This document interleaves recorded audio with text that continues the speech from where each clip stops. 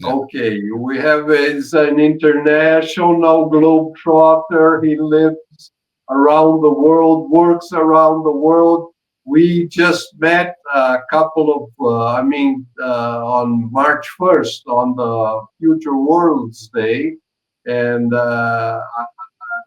fantastic to have known some of the things that Pavel has done and worked, and I'm very curious. So I want to first like to introduce you. Please introduce yourself. It's better, and we can go from there on. Hmm. Thank you, Volney. It's really exciting to be here. Um, yeah, I can call myself a social futurist, or I can call myself.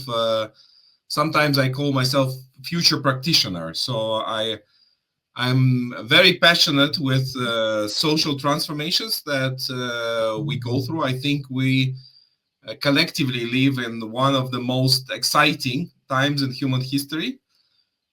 So it's a miracle to be alive now, in terms of not only in terms of chances that that humanity have been going through to get here to this level of societal and technological development, but also the miracle in the sense that we can all witness some of maybe most amazing moments in the history, not only of our species, but maybe the whole life on Earth.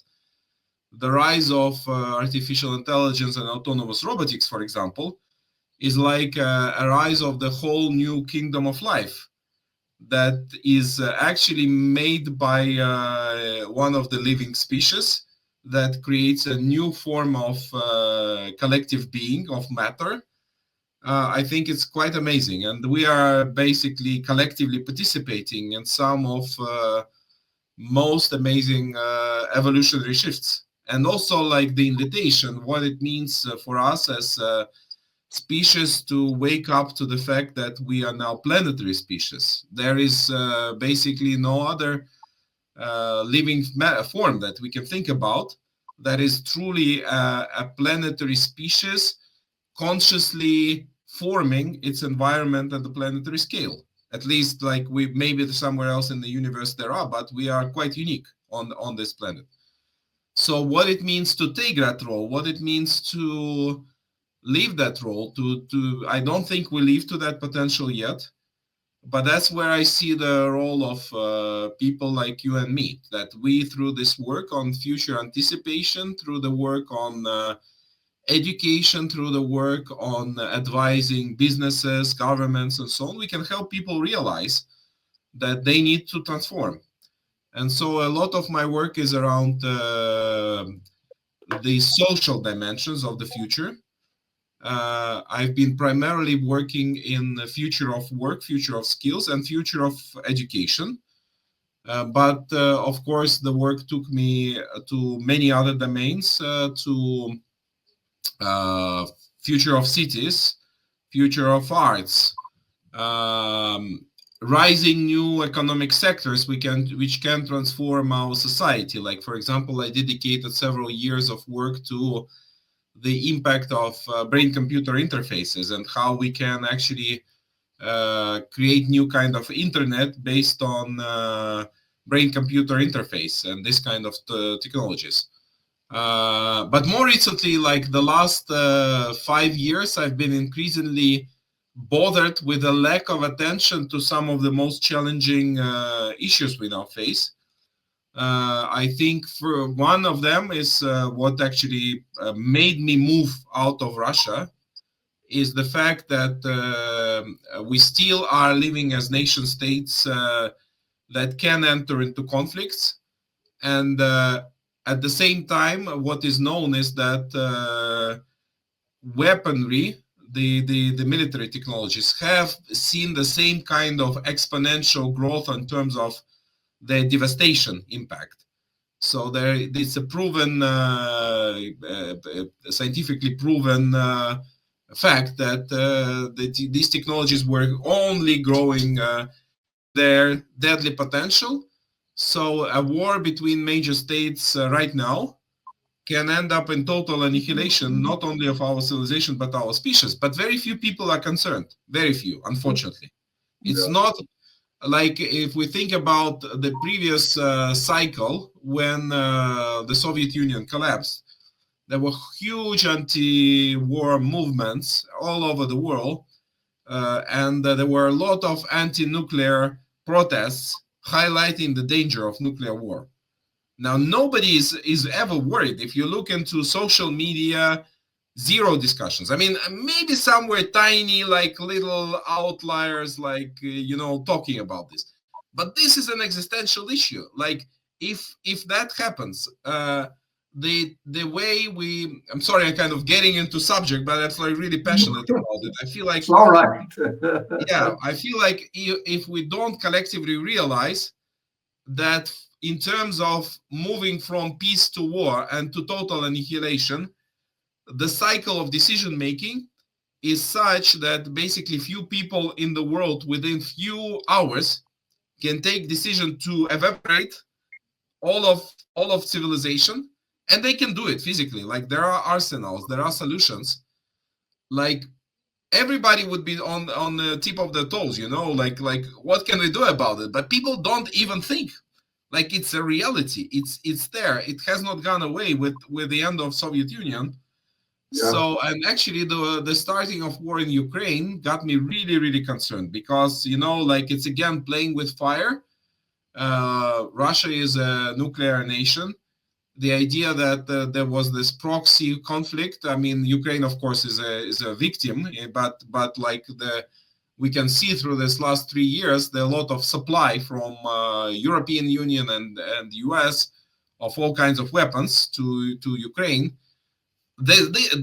Or if we think about other areas where like the involvement of Israeli, Palestine, Iran, and at what stage this can circle into like a true World War III conflict. Like we should be very, very, very concerned. So that's my one area where I'm currently working. It's called Peaceful Futures, and the second one, it's more longer term risk, but it's much more systemic. Like if we don't change the paradigm of our economy to realign with nature, Yeah. like we may not end in nuclear war, but we will certainly still end in some kind of collective devastation. We are super unsustainable as a species right now. I think the idea that we just move to space to bring all resources is crazy because that's not only the matter of resources, it's the matter of planetary systems sustaining all aspects of our livelihood. Like we are in this special capsule of the planet Earth that has Yeah. been uh, evolving for 4 billion years before humans appeared on the Earth.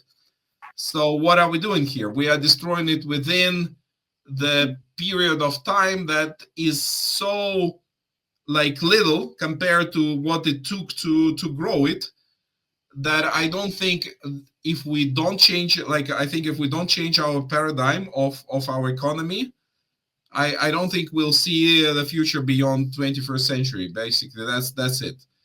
And so these are two of my main subjects since the beginning of 2020s. It is a miracle that the Earth has survived in the nuclear era, and now the nuclear era and the artificial intelligence, it's part of the history. Every technology enhancement has been used for bellic purpose. So you put technology into war, into fight each other, and this is what happened in Ukraine. I mean, it was the playground for the big power countries. And unfortunately, it's been lasting more than 2 years. We hope we're living this week on the talks about ceasefire. We hope we can put that war on the past. Yeah, Uh, well, unfortunately, more than 3 years already, with a lot of young people and adults and women and children dying. And yeah, I have part of my family are living in Ukraine. Part of my family is living in Latvia. Part of my family is living in Russia. I feel all these rifts between, the nations. Um, that I mean, I would say there were some tensions, but this level of intensity of conflict never existed. Yeah. And this is for me one of worst things that have been happening in recent European history. Yeah. Unfortunately, influencing all the world because it's not just a local conflict. It's a in a way and conflict that starts to influence the global geopolitical architecture, For sure. the preferences of global south, for example, like these kind of things completely changes how European Union looks at the world, because they used to be see at least positioning themselves so progressively, like Yeah. like beacons of democracy and so on. And like, I don't say they are not, but I feel like the ambiguity of many of their policies is very evident now. Yeah. Let's put it mildly. Yeah. Yeah. And it's really a paradox because as we started, and you were saying, and I agree with you, this is a fantastic time to live in and to work it out and to think about the future. And at the same time, the present has such a pressure on us. I mean, it's really frustrating that Mm. we kind of get very sad thinking about the present. So how are we gonna put joy in ourselves, in our imagination? Because to look at the future, you have to use imagination. You have to let your mind fly away. And how can you do that when you're so anchored, you're so rooted in the problems of the present that you cannot think about tomorrow? But Volny, I don't think we are facing only negative news. Like the media has been elevating negative news, yes. But what the truth is that we are encountering a combination of negative and positive, and I think that positive forces in our society are much stronger. I Much, think much. I think most people want to live collectively in collective flourishing. I think most of people in the world, apart from few maniacs, want to live in peace.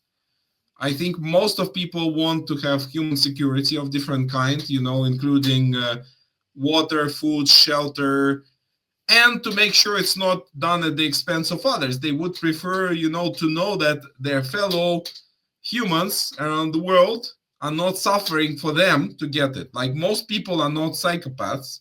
They don't Yeah, enjoy the suffering of others, and that's a good news. And most important, we are living in the time of incredible potential. Think about how many young people now have access to opportunities that did not exist even 20 years ago, all over the world. And they start, like, I work a lot, for example, with networks of young leaders from Africa, and I mentor some of them. I find them really amazing. They're bright, they're very energetic. They create things that are unimaginable to me. Maybe they're like 20 years old, but this guy that I worked with, who now lives in refugee camp, he escaped from war in Congo and moved to Ghana. He lives in refugee camp. But instead of, like, just, surviving, because he could access internet, he started bringing in resources, and he started learning programs that would protect women and small girls in that area, in that camp, and educate them and give them jobs and so on. Like, he's 20 something himself. He used to be a law student, but instead of, like, he could not complete his education, but he's in this camp, he's doing the kind of things like he's doing. And I find it like, these kind of people are to me, that's the future. No, not It is. people who catalyze wars, but people who make this kind of peace initiatives, educational initiatives, social entrepreneurship. I think the future belongs to these people, not to the those who want to oppress the society. And the powerful, they are from, I mean, from our generation. I think Putin has about the same age as I do, and of course Trump is older than I am, and most of the powerful people, they are from let's say my generation, and I really put a lot of hope and. I really see perspective for the future in the younger generations, in the young people. These are the ones that will really make change happen. And as you have stressed, change for better. Although there is negativity, but in the accounting, the balance goes stronger for the good of us, the good angels, as Lincoln famously said in his speech. Hmm. But Hmm. you are an international globetrotter, and I just heard this morning that you've been to Brazil, you have come to Sao Paulo, you have worked with BRICS, you have gone to South Africa. So it seems we have more than just things in common on futures thinking, but we have also the same floor that we have stepped on or we want to step on. Hmm. Yeah, actually, yeah, I was a part of. I led at some point the BRICS Skills Development Working Group in part of Business Council. We tried to make skills development one of priorities of collaboration. Actually, we succeeded quite a bit. So we helped set up some collaborations, especially around future of skills, by the way, because like the last 10, 15 years of my work, I started my career in corporate sector. I was a strategist. I was working for some really rich people in Russia and internationally, some of top 100 billionaires of the world. And at the same time, I felt that this is not fulfilling me. Like I need to find something for the life's purpose. And at some point, I realized that it was 2008, 2009 economic crisis, the first evident collapse of this neoliberal world order, when there was this idea that there are some that are too big to fail, that markets don't really work. There are some other factors that are taken into account. It showed how corrupted is the whole system, actually, which sort of, for many people, if we look at the trends, actually, of that period, we will discover that after 2009, there was an explosion in the NGO sector, like an explosion, because a lot of people started to realize, like nobody's going to do it for us. We need to build up a new future, like an alternative future. And actually, that was also like a kind of wake up moment for me. I realized that we need to start thinking about future strategically. We need to help leaders develop the long-term understanding of the consequences of their actions. Uh, because two areas that suffer most are our planet and future generations.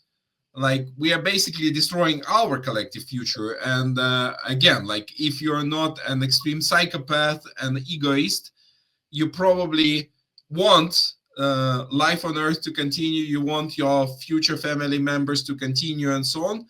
Like it's not only about me.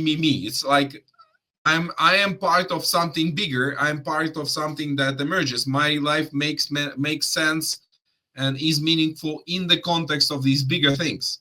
So very few people are only focusing on themselves. Most people want to contribute, want to serve.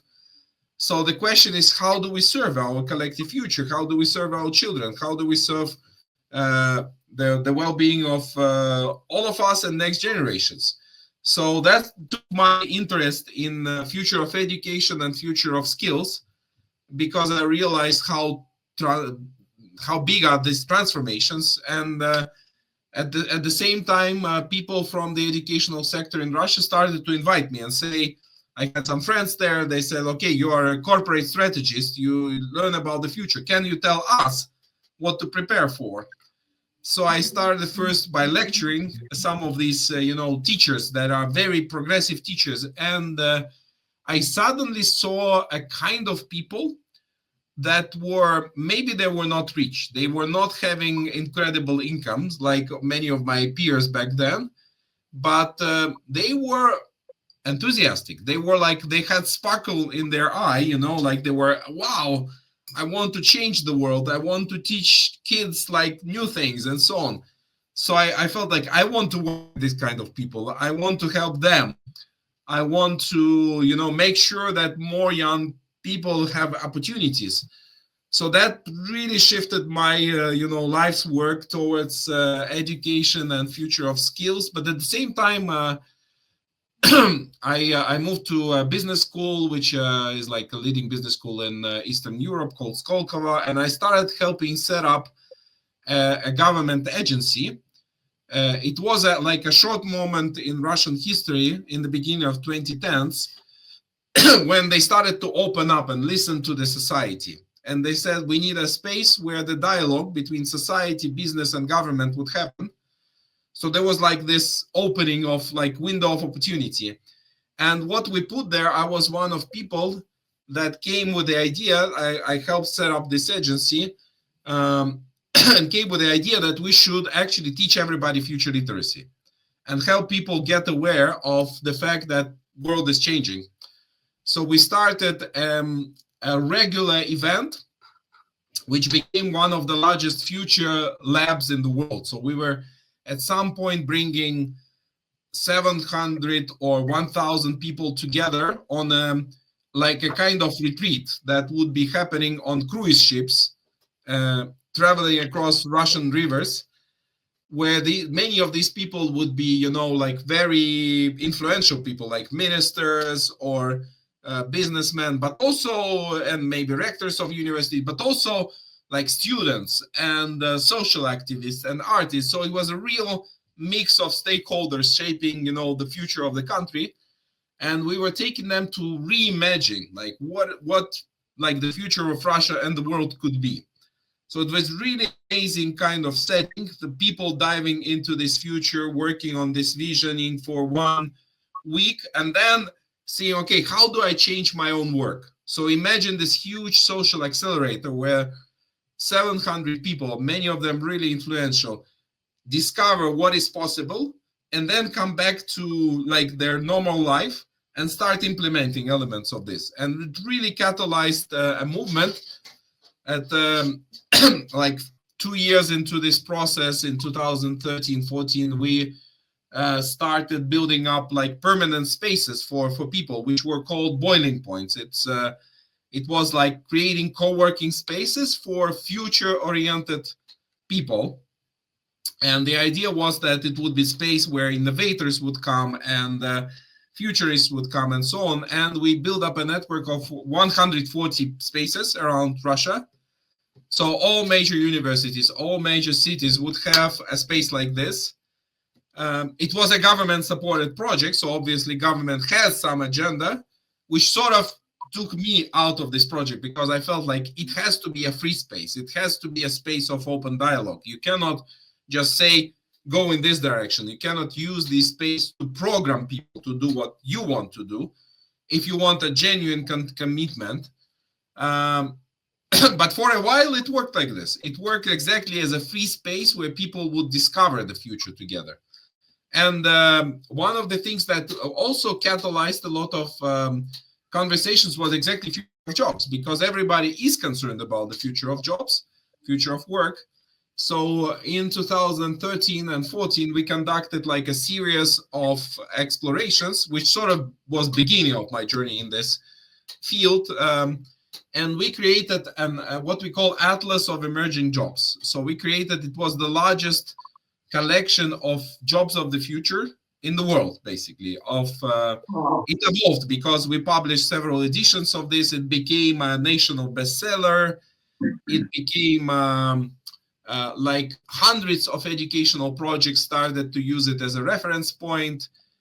People would build up, like, would create educational camps around the topics of Atlas. They would create services helping people find careers of the future and so on. So we really created like an anchor point for, and the design, the way they designed the Atlas was like, for example, the first version of Atlas was that we describe how the future might be, and we created beautiful artwork where we just show how the world of work would look through the eyes of this future worker. So we invite people to imagine, okay, you are this kind of worker. You are looking like at your work, your future job place, and this is how it works. You have this virtual reality component. You have some AI assisting you, but you also have people interacting with you, and you like all kind of merging the technological innovation and the social innovation. So, and then the team that I kind of created a satellite team. The team that moved on. They now live in Kazakhstan, and we did many other atlases that sort of became national atlases in other regions, for Kazakhstan, for Romania, South Africa as well. And actually, at some point, we started experimenting. Can we actually model these jobs of the future with like prototype them? So we connected with World Skills Movement, which is an international competition around like best in the world technical specialties, like can be bricks builders, or it can be automotive mechanics, or can be hairdressers. And we say, let's create part of the space around jobs of the future. So in 2019 in Kazan, Russia was hosting one of World Skills, and there was a space dedicated only to skills of the future, with 40 professions that were kind of emerging professions. So it was like moving the whole space. So for each of these professions, we found some employers that wanted to prototype, that already were doing this. So the idea was that we moved all the way from, like visioning to creating like a prototype space in the international setting. And I think that's the way we should work, because when we deal with future of work, I think that's where everybody has to answer this question, like how the future appears to me. I cannot only close myself and be in the present. I need to connect to all these kind of issues. That's why I felt this work around future of jobs, future of skills, and so on was so important. In 2020, we published one of first reports on how COVID is going to influence the change of the working space, with 800 experts contributing. We interviewed them and so on. And we and McKinsey were like two groups that published the first version of like what is the systemic transformation, which was quite optimistic, because we discovered that really, first of all, COVID is not going to destroy it. Yes, a lot of shifts to remote work. Yes, it was really a game changer at some moment, but now I think the effects are disappearing, and that's what we also expected, like 2 years, and we'll kind of be back to normal, but with a lot more technologies, with a lot more digital and so on, and quite optimistic future ahead of us. So I think the report, though it was published at the moment of COVID pandemics, is quite relevant, because when we look at what is important at the end of this decade, because we looked like up to 2030, we see that it's basically technological transformation, environmental competences, and a lot of human skills, because what we realized is what is missing: the human component, the skills that help people work in teams, collaborate, facilitate the interaction, solve problems together, and so on. So that component is like one of key of successes. Fantastic, Pavel. The way you have found opportunities and to really break through, as you were saying, as you were sharing with us, I was thinking about it's an opportunity with an analogy of the Pandora box, because when you stimulate people, even more the young people, to think about the future, to really start handling that you can really anticipate the future, that you can build, you can construct, you can elaborate your own future. I mean, this is an explosion of opportunities, and people get so enthused, and they find a new perspective in life. It's an epiphany for them. Mhm. But you're right in terms of Pandora box also. We see increasingly that, you know, the future literacy is like a double-edged sword, Yeah. because for two reasons. One is that more people can step into the space, like on one hand it sort of is liberating, and like you say, it's an empowering people. At the same time, more people can step and try to influence, okay, how can I shape, you know, the future of others, how can I be in control. And also it's interesting that when they get in control, they start to discourage others to be there. So for example, I see this kind of tendency in the US.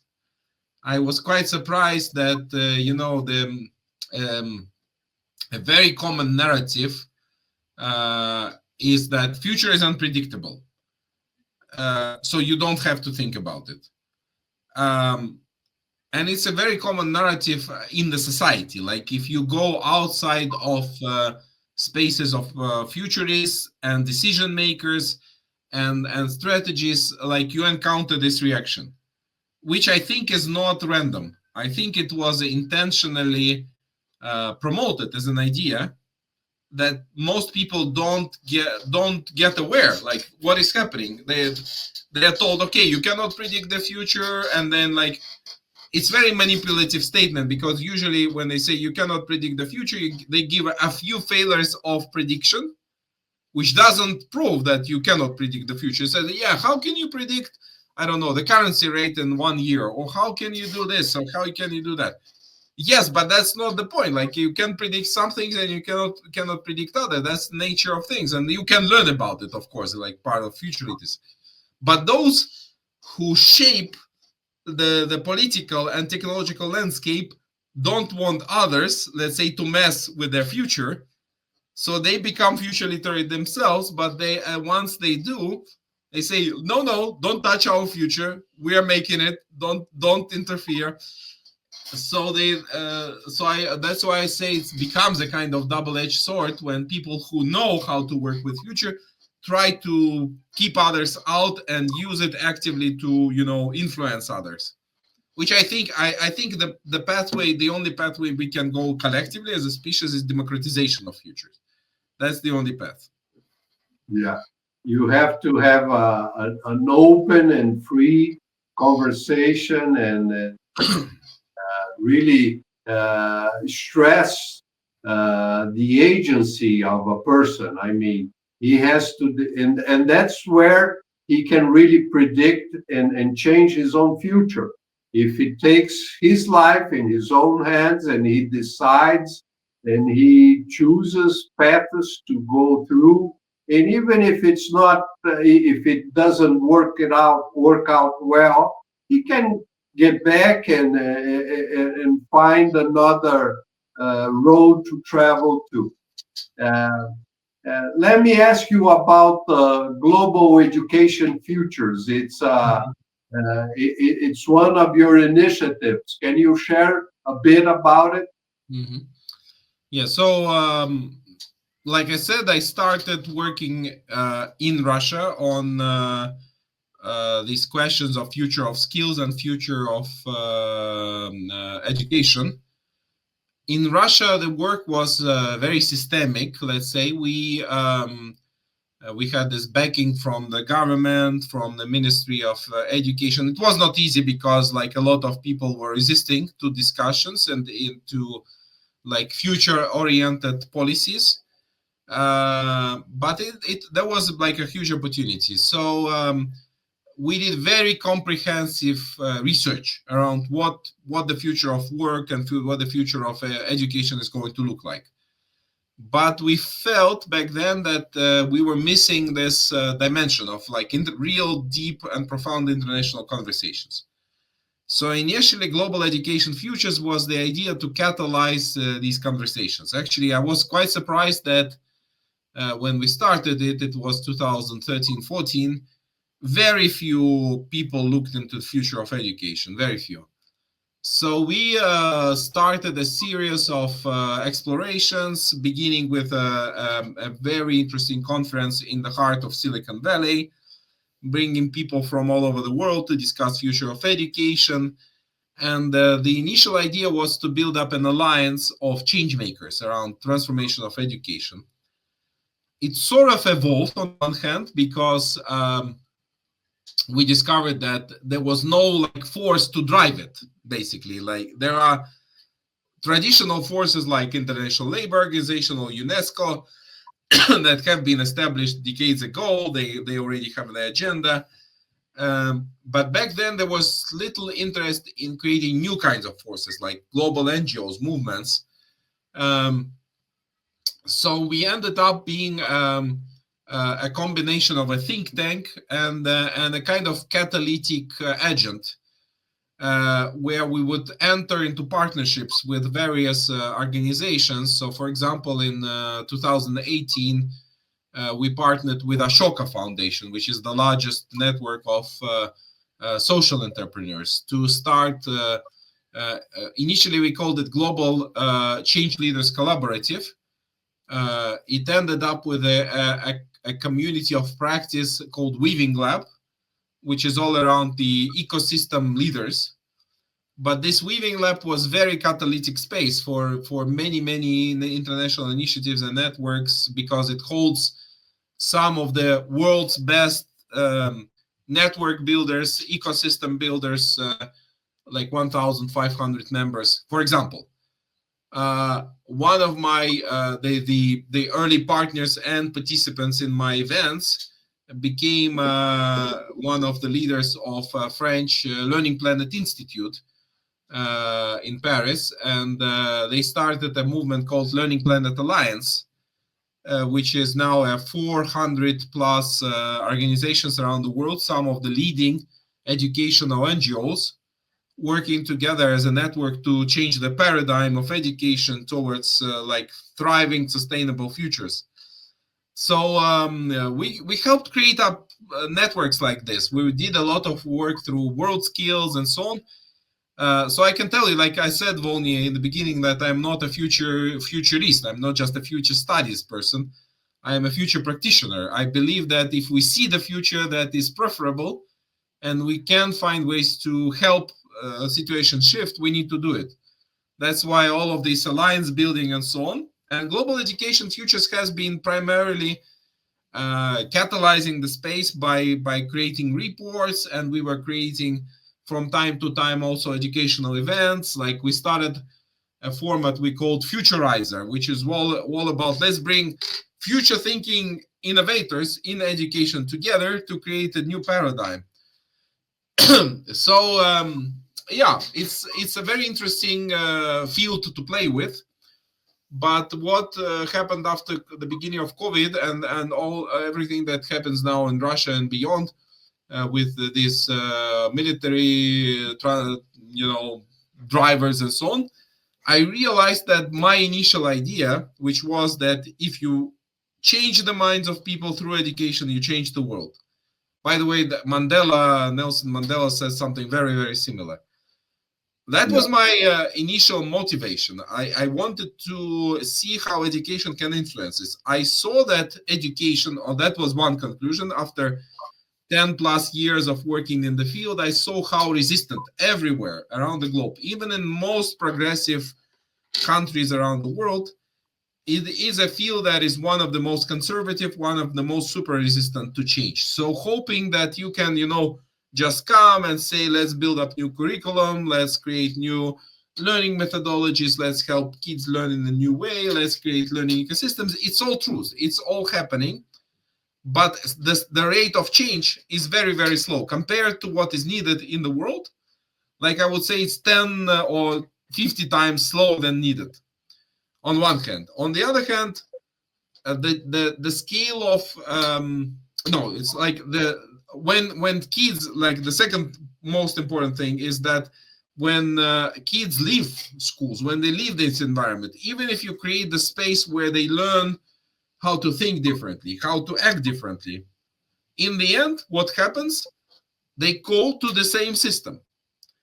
So they begin and they either have a crisis because they are maladapting, they're misfits, or they are complying, just comply to the standards. Most kids do that. So even kids from most progressive learning environments that go into this traditional economic and political settings, they change their mindset and they say, what I learned in my youth is not relevant. I'm going to comply because that's where money is, that's where my career is, and so on. So hope that education is going to reprogram the society is not true. What we need is whole system change. That was my conclusion after 10 years of experiments. I think that education is part of the answer, but it's not the answer. So that's why I moved to these whole system change initiatives, working like two of the most important ones I'm working with. One is called Peaceful Futures. Um, that's what we do with Learning Planet Institute. We are creating a global program where young people will lead stakeholder dialogues, um, bringing in various players from various, let's say, areas together to imagine how peace is possible in their area and how can peace be possible once and for all. So they have to start thinking from the frame that they can resolve the conflicts that drive military aggression or structural violence and so on. They started from that assumption that at some point these will be resolved, will be removed, and will live in harmony. How can we create a path between present and that imaginary future? And what are the immediate steps? How can we start moving in that direction? So the whole program actually takes young people from imagining the future and telling the inspiring stories together with these stakeholders to beginning to move in that direction. So they, in the end, they have to build up at least one project in that direction. And that's why this is called Peaceful Futures. You begin by future work, by anticipating, but then you start thinking, how can I bring this future into reality? If you want, I can stop here, but I can tell also about the other initiative. No, I think we have to hear and as much as you can share. And of course, let me anticipate this is only the first one of many. I would like to have you back in futures conversation because we're really stressing, we're emphasizing that we have to change our mindset and leave the present and start thinking on the future. And we have a virtual cycle because when you think about the future, you tend to be more optimistic. When you're more optimistic, hope of good things arises in your psychological, your emotion.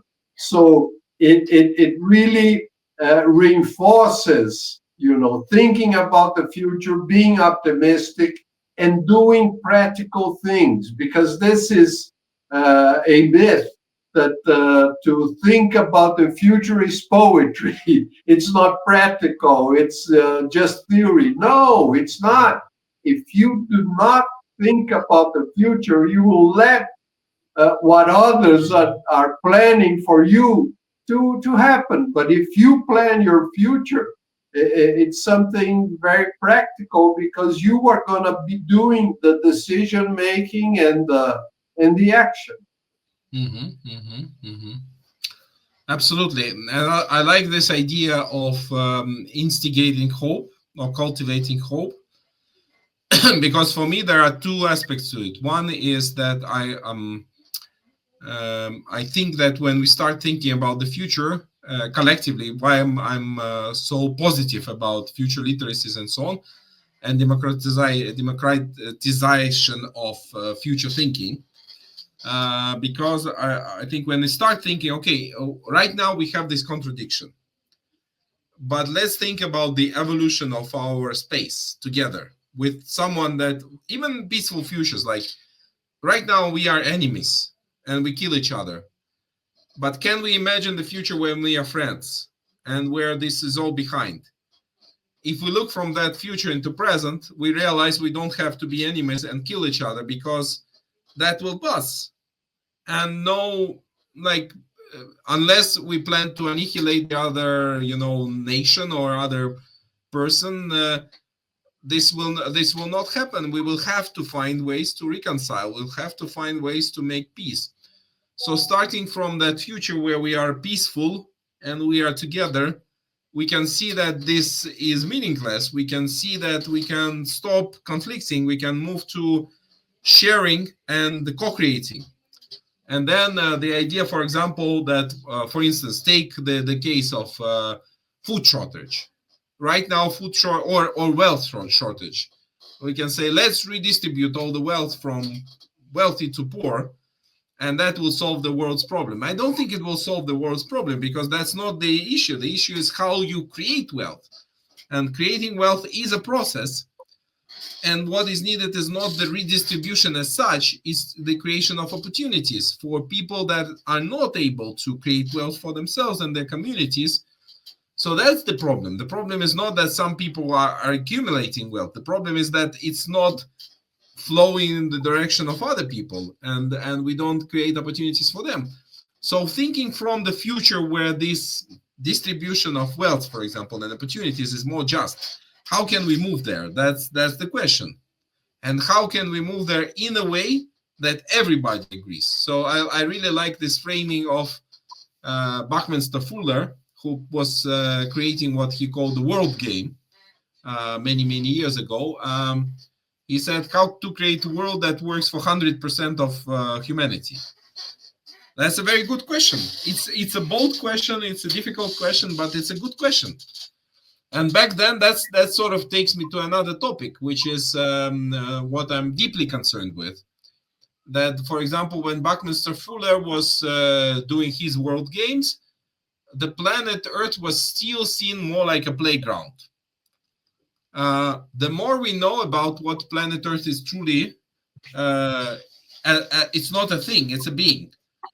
There was a publication of a group of researchers led by astrophysicist Adam Frank that say that if we look at information flows that a planet with life on it processes to sustain itself, that is like maybe, I don't know, 20 or 30 magnitudes more complex than the whole of technosphere.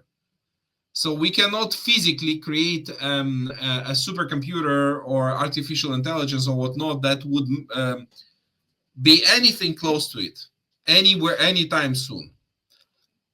So the idea is that we will solve climate crisis. I don't think we will. I think we underestimate the complexity of systems we are dealing with. But we can change the paradigm, where instead of trying to control climate on planet Earth, we need to say, how can we help planet Earth self-regulate climate, which she did beautifully for in this last geological period for over 10,000 years of climate stability, because of everything,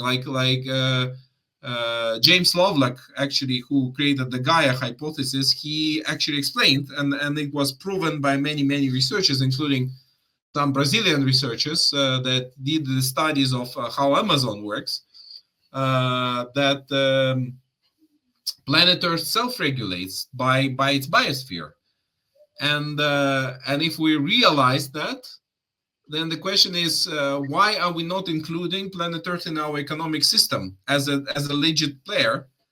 And we just think we can take from her and throw waste away and so on. Our economic system is incomplete if we don't build the economy of the planet Earth that we are part of. So that is what people call regenerative economy. So it's the idea that we need to realize that we are part of the bigger system, that everything we use needs to be restored, that we are living in these cyclical relations, that all of our city economies have to be circular, and so on and so on. So my question is, can we create the paradigm shift? And that's what we try to do with this project called University for the Earth, where we are building up a very large international consortium of business players, educators, ecosites, knowledge networks, and so on, to mainstream regenerative economy. I think that's the two most important tasks in the world, if you ask me, to have peace and to transform to regenerative economy. And I think that everybody is now concerned with how AI is going to help us. I believe that AI will be a game changer in many regards, but that's not the task of us humans. The task of us humans is to find harmonious ways for us to live on this planet continuously for many millennia or millions of years to come, with the rest of biosphere, with technology, with everything. That's the task, not just creating more of new technologies for sake of technologies.